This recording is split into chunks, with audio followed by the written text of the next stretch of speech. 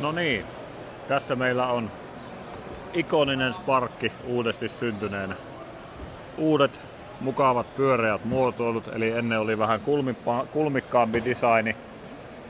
Nyt on sileitä pyöreitä pintaa joka paikassa. Uudet stereomahdollisuudet, erilaiset ajomoodit stereolle, eli voidaan vaihtaa kuljettajille suunnattu musiikki, eli tästä se musiikki ohjautuu nyt enemmän suoraan kuljettajaa päin. Sitten kun vaihdetaan ride mode pois päältä, niin sitten saa paremman niin kuin surroundi äänen siihen. Jos meet rannalle, niin pystyy kivemmin kuuntelemaan, ja sitten voit yhdistää noita kaiuttimia vaikka kuinka monta siihen samaan yhteen puhelimeen, eli sä voit niinku kuunnella rannalla useammasta eri kaiuttimista kavereiden kesken. Teillä on useammat laitteet mukaan, niin saa hyvät bileet käyntiin.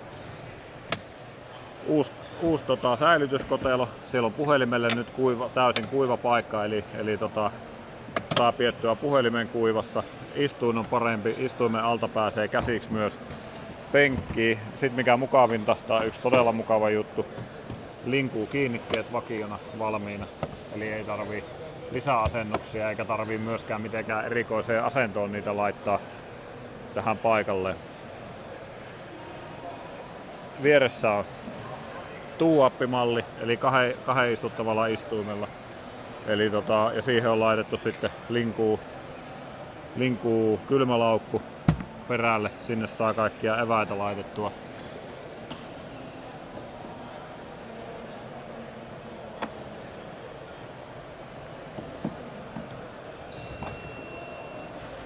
Fenderit on uudet.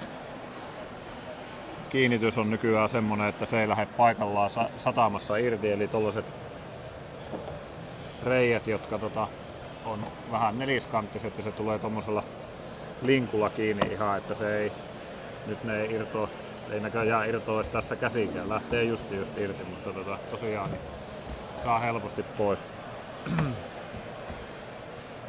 Kaikissa malleissa nyt vakiona IBR, eli jarrutus ja